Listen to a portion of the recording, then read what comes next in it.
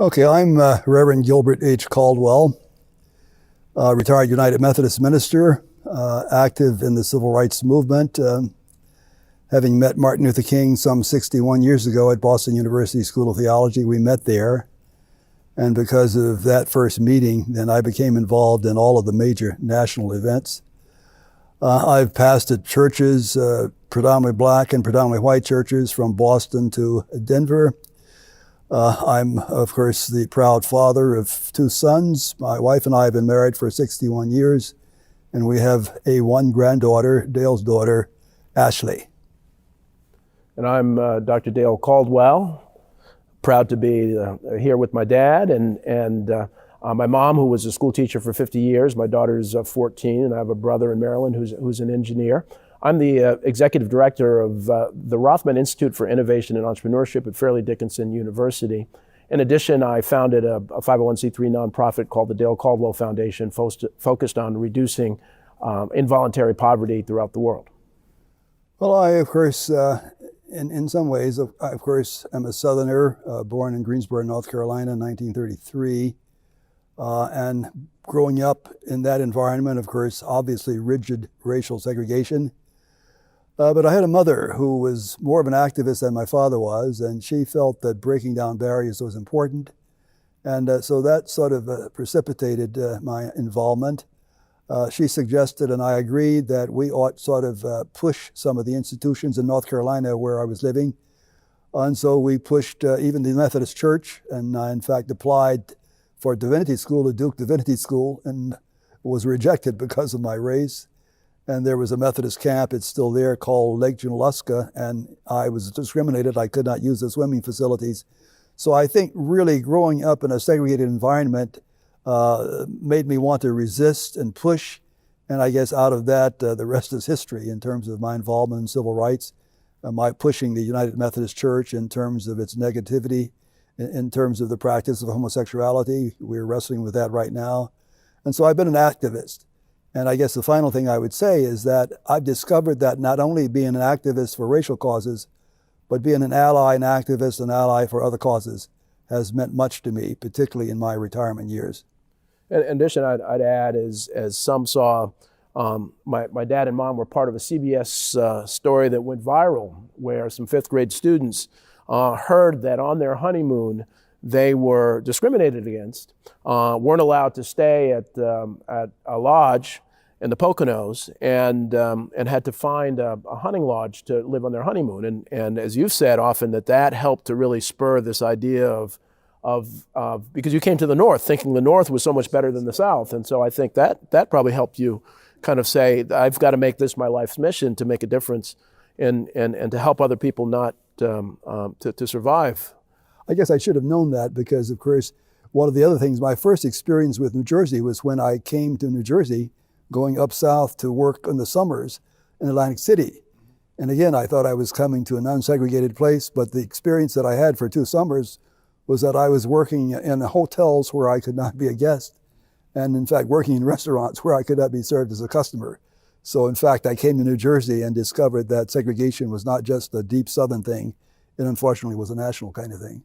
And for my generation, I'm president of the Brunswick Board of Education. I'm president of the largest special need school district, the Educational Services Commission of New Jersey, is that I see so many young people who are white, black, Latino, Asian, who really don't know the history. And so part of what, and Dad and I have been doing this kind of tour to remind people, not just of the bad things, but the fact that we've come a long way. We have a long way to go. But we don't appreciate that. There was a time in our history when white people were put in prison because they taught black people to read. And many of our young people aren't reading at the rate that they need to. And so we need to let this story out. And this stuff is much more important than I think a lot of people think. The other thing I'll say is that this is the 400th anniversary of the first slaves coming to Jamestown. And yet I don't see much on the news of that. And it's not to embarrass America, but it's a reality that started this trend in this country.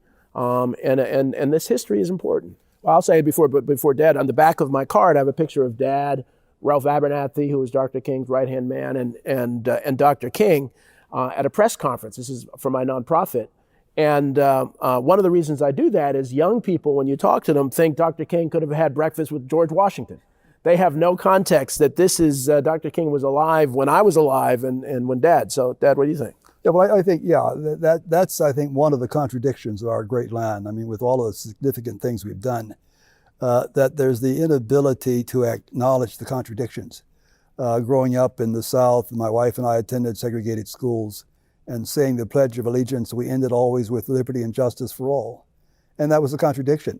And so I think that we could be much healthier, and I believe we are edging toward that, where in fact we take seriously our history. I think it was Santa Anna who said, they who do not remember their history are likely to repeat it.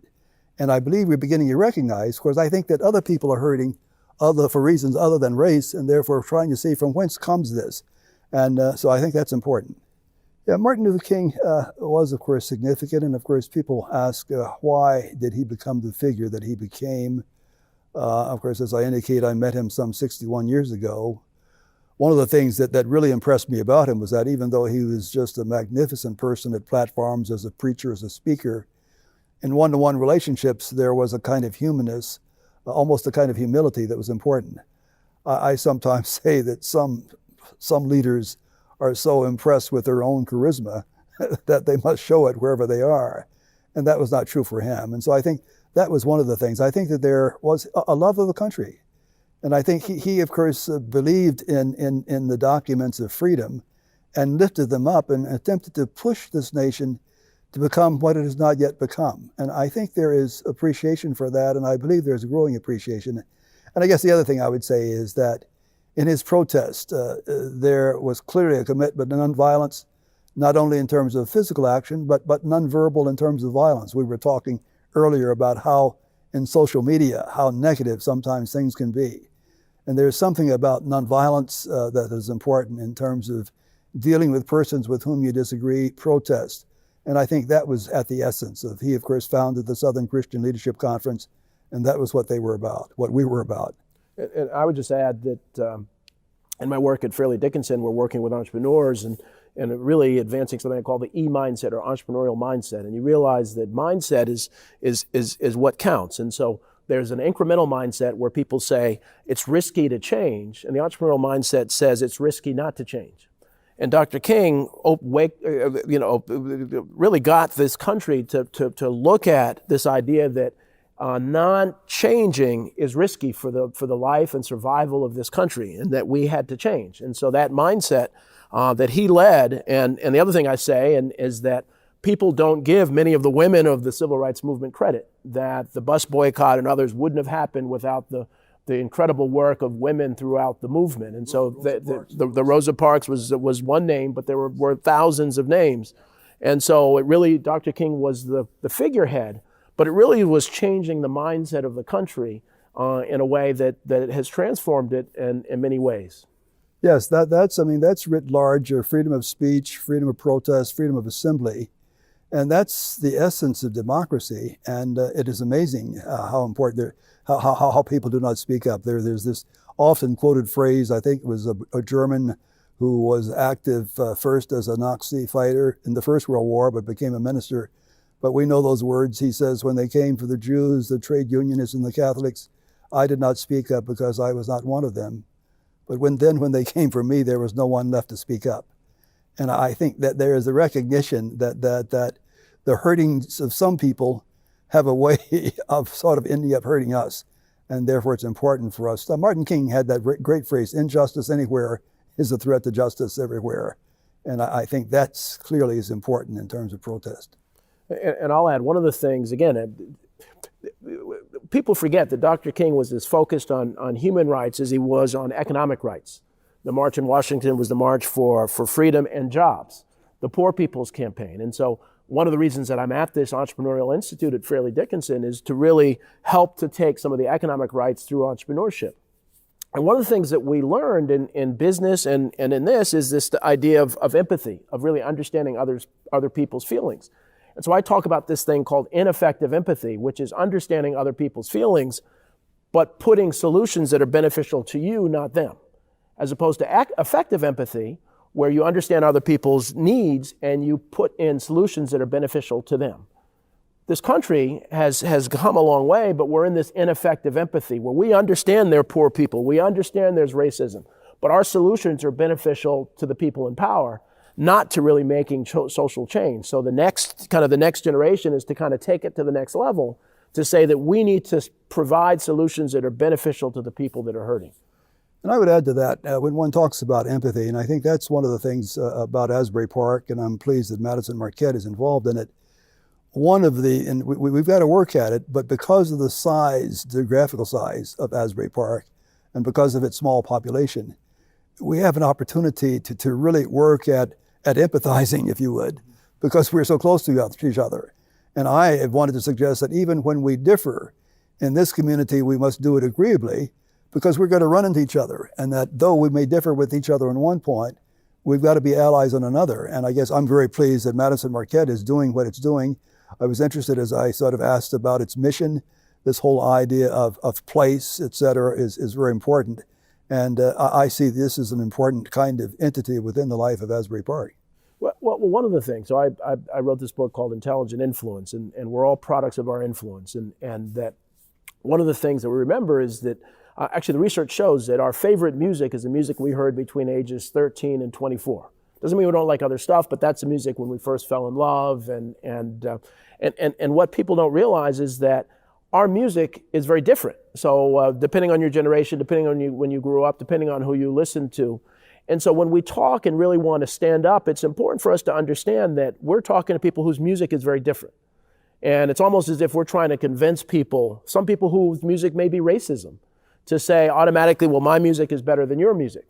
Doesn't mean you have to accept it, but you have to get them to understand your own music. And so when you're standing up for yourself, so often, even those of us that stand up for folks who are struggling, we assume that people should have our music, should think the way we do. And so we have to be more sensitive to understand why they don't get it, vice versa. And so if we begin to put in, when I start talking about influence, it makes kind of conflict a lot easier.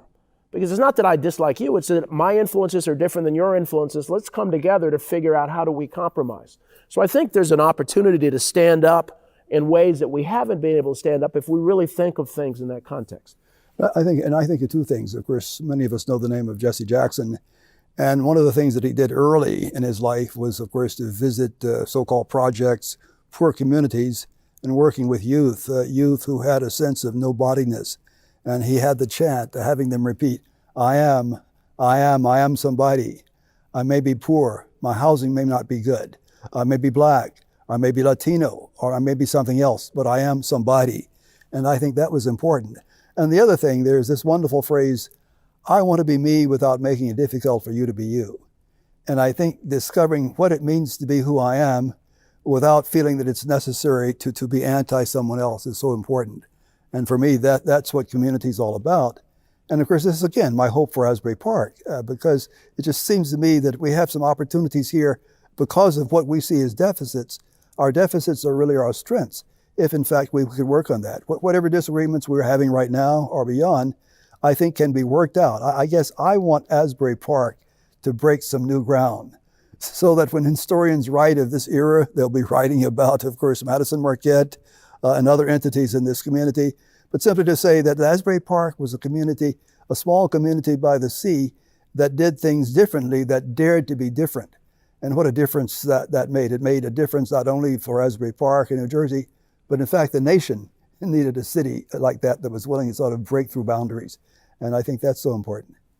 Well, and again, when we talk about influences, I really talk about my dad and my mom. I'm blessed to have the best parents in the world, the parents who pushed me and made me believe who I was. I mean, I've been very big in tennis. I was on the board of the United States Tennis Association because my dad tells a story when he lived in Galveston, he would peer through the walls of a white only country club where people wore white and were white and blacks weren't allowed. And so I was born in Boston and Dad said, I want my firstborn son to play tennis. And so that tennis opened doors. It helped me get into Princeton, and I got to meet a lot of CEOs because of tennis. And so those influences that you can be whoever you want to be, have really resonated. The other thing, and Dad is known for civil rights and human rights of every type, not only just rights for African Americans, but rights for people who are gay, rights for others, that we are all individual. And so you've learned that it's important to stand up not just for issues that relate to you, but to stand up for issues for everybody. And so because I went to Wharton and I'm in the business world, and I think the business world has tremendous opportunity, and I applaud Madison Marquette and others to really help to transform, to kind of carry on the message of Dr. King in a very positive way, to eliminate this involuntary poverty, which I think will eliminate many of the social problems that we're talking about. And so I'm just blessed to have wonderful parents, and I'm trying to pass it on to my 14-year-old daughter, Ashley, to help her understand she can be whoever she can be. And that's the generational influence, which has been very, very positive. So I publicly want to thank my dad and mom. But if we're talking about influence, I think one of the interesting things in terms of places where we may differ a bit, but you've helped me. Because of my own struggles economically and otherwise, and of course being African American and growing up in the South, I've had some reservations about capitalism. And one of the things that you've said, of course, is that it's not capitalism, but it's really greedy capitalism. And I think that of course, is very important. And I guess it's interesting how I, as a civil rights, not an icon, but a foot soldier, attempting to pass my baton on to my two sons, and how Dale has picked it up in a different kind of way. But it's important. We have our interesting discussion. Dale has a kind of passion because of what he's committed to. I probably am less passionate than you are, at least overtly, but nevertheless, we feel deeply. And I guess that's important in terms of sharing that as father and son. Well, but I would say that you're not less passionate. Again, as you know, being 85, you don't have, I probably, and my mom reminds us, so, that you had the same energy I had when you were my age. And so, but one of the things that I think is important is that so often we want to kind of vilify institutions, to say the problem is capitalism or the problem is this. And so one of the things we need to step back and look at, what I call the fact that we don't have democratic capitalism anymore, a capitalism where big companies, international companies pay less in taxes than the local pizza shop. And so we need to that's why I'm so excited about entrepreneurship, because I think America was a startup corporation, and we've kind of lost that. We need to really encourage the small business, which are going to create the local jobs, which are going to create the Asbury Park jobs. Those are the things we need to really, as a society, reward, companies that hire people. And I think that's part of the civil rights movement. That's part of taking it to the next level, because those companies are going to hire people who may have come out of prison, who've been marginalized. And so one of the things we're starting with this Dale Caldwell Foundation is what we call the Audition Temp Agency. And that if you've been out of prison or you've been unemployed for a long time, companies can try you for 4 hours and have you audition. And if that works, then do another 4 hours and then another 8 hours, and then they'll hire you. Those kinds of things, I think we all should come together, and that's part of the extension of the civil rights movement. So I don't know what you think about that. Okay, I think that's important, and of course this may not make the presentation, but I'm interested that right at this point, as we're taping this, that Howard Schultz, of course the former president of Starbucks, is of course exploring whether or not he'll make a presidential run. And of course I've suggested it somewhere, that it would be wonderful if maybe instead of wrestling with the politics of presidency, if he in fact would use his monies to invest in a community like Asbury Park, in fact to sort of furnish or emphasize the importance of discussion. I think that was important, that if in fact successful billionaires and millionaires could use their resources somehow other than necessarily through the political system. The model I think of course, is Andrew Carnegie. He established libraries. His name is on libraries in so many places. And would it not be interesting if there was someone, instead of wasting all of the money that we do in political campaigns, to invest in the kinds of things we've been talking about in this presentation, to simply talk about dialogue and how you in fact agree to disagree, et cetera, et cetera. That's sort of how I come at that. Well, probably the only thing that my dad and I disagree a little bit about is this. I really detest the celebrity in America, that we are giving license to people because they're on TV, they're on screen, and really having been in business, you realize that the people who are really doing things, you don't know their names. The people who are actually making a difference. So whether it's the head of Starbucks or head of, everybody knows that. But the people, the Madison Marquettes and others that are doing little things in the community are really the way we're going to transform things. And so I really say that it's really, and I call my term is people up instead of bottom up. Everything has been top down. And so we want to be people up, consumer driven. And I think if we can really get back to this consumer driven, that's where the power is. The power is even the economic, capitalistic powers in the people. That's not socialism, it's really capitalism. And so we need to begin to really encourage people and inspire people to say that we can solve the problems in Asbury Park together as a community. Well, I'll start. I actually was Deputy Commissioner, Department of Community Affairs, and on the Housing Authority, you have state appointed officials. So I was appointed to the Housing Authority in Asbury Park, 10 years ago, and stayed for about 4 years. And when I was here, I had visited Asbury Park, but I saw the beauty and the potential of Asbury Park. And my mom and dad had retired in Denver, Colorado, and my daughter was born, and they wanted to be close to my daughter. And I saw that Asbury Park was the perfect place for them. My dad loves urban communities, loves being active in urban communities and addressing those issues. My mom loves the ocean. And so Asbury was I don't think there's any better place in the world for them to live than Asbury Park. And I think it's been proven true that they walk on a boardwalk and just understanding and being active in communities. So that's why I kind of encourage them to come here. And what's your experience been? That's a wonderful way for a son to say that he wanted parents around for being babysitters near him, you see, without telling us about the awful tax structure in this state of New Jersey, et cetera. That's a whole different. But yeah, again, I guess I've talked about its smallness. There is something about the scale here that offers opportunities for us to be very different if we dare. And on some of the issues we're facing right now, I just wish we would dare to sort of break the model, that corporations would break the model, that we on the citizens would break the model, and see that we can do things differently, and that it will make a difference long term. And historians like to talk about what was going on in Asbury Park at a particular time. And I guess I'm interested in what historians will be writing about this, and I hope that there will be some very positive, almost earth-shaking kinds of things that they'll be able to write about. And it's an exciting time in Asbury Park. And as you said, Asbury Park geographically is small. If Asbury Park can't be a model of transformation economically, racially, in many different ways, who can? And so I think, hopefully this dialogue, and it's about being positive. See, so often we highlight the negative.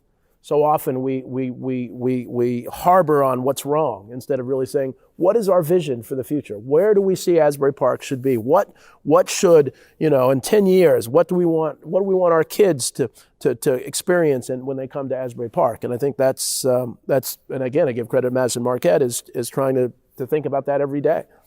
I'd like to say this. One of my dreams is that Bruce Springsteen, of course, did Born in the USA, would find a way to capture on song what's going on right now in terms of Asbury Park, so that he would talk about a city that's sort of risen, well, I guess he talks about it sort of rising from the ashes, but simply the kind of creativity that's going here, the challenges that we've got. For in fact, I think that would be important if we did that. I guess I say that, music is important in this community, how important it is. And therefore, if we could build on that, is so very important. So maybe we can challenge Bruce to do an Asbury Park song. Born in Asbury Park. And some would say Born in the USA is an Asbury Park song. But even putting Asbury Park's name in it could be... Okay.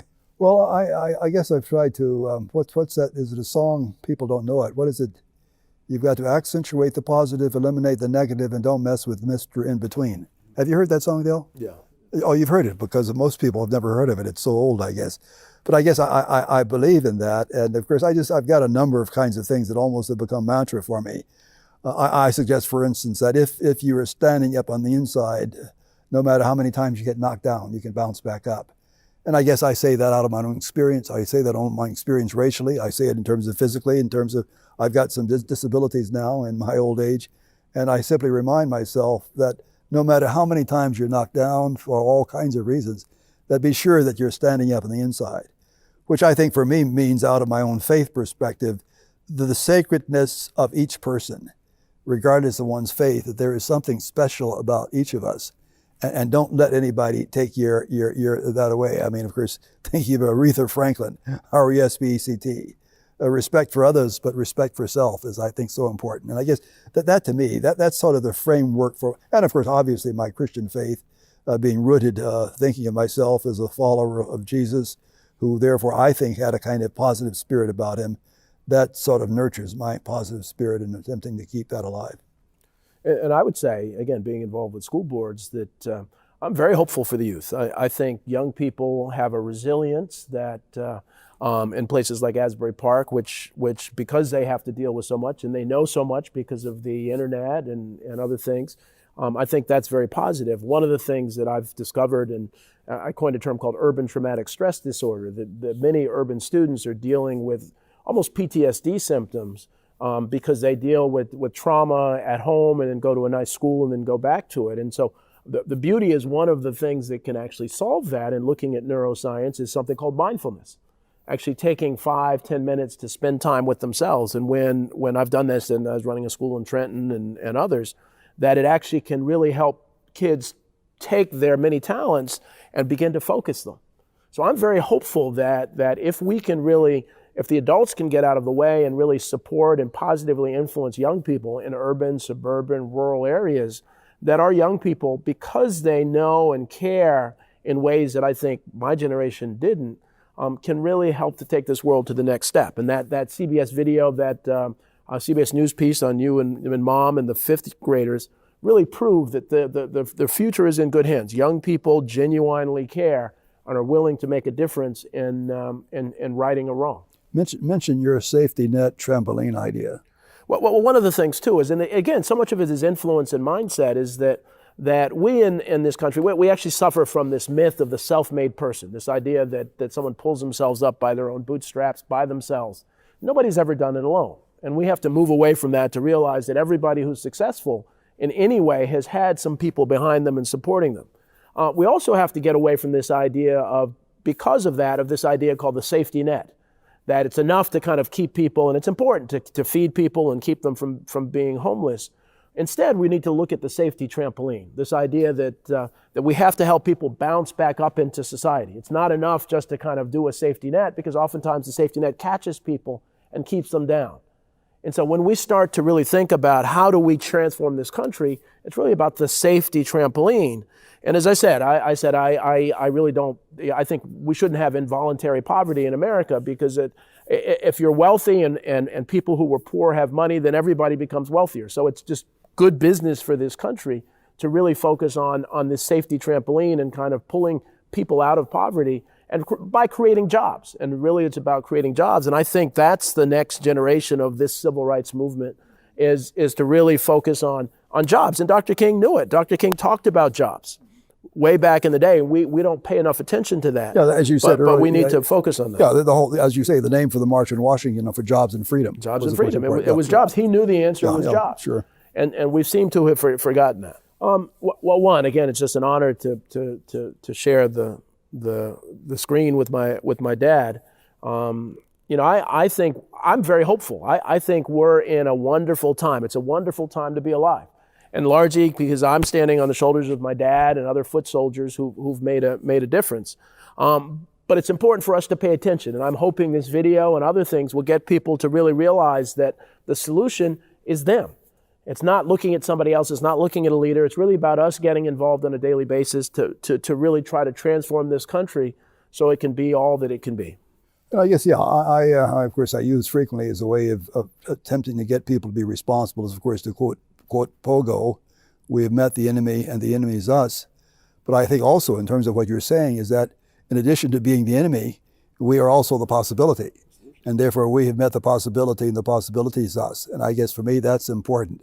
Regardless of what the walls or the barriers are, believing in the possibility, believing in the ability to transcend is, I think, so important. And I guess therefore optimism for me is not is what I'm thinking, trying to think of a word. When one is too optimistic, there's a way of putting it down, wondering why are you so optimistic? But it seems to me that that's necessary. I'm challenged by doors that are shut in my face. And I guess everybody would be challenged by that and decide that there's a way over, around it, or through it that I will be about or help others to do that.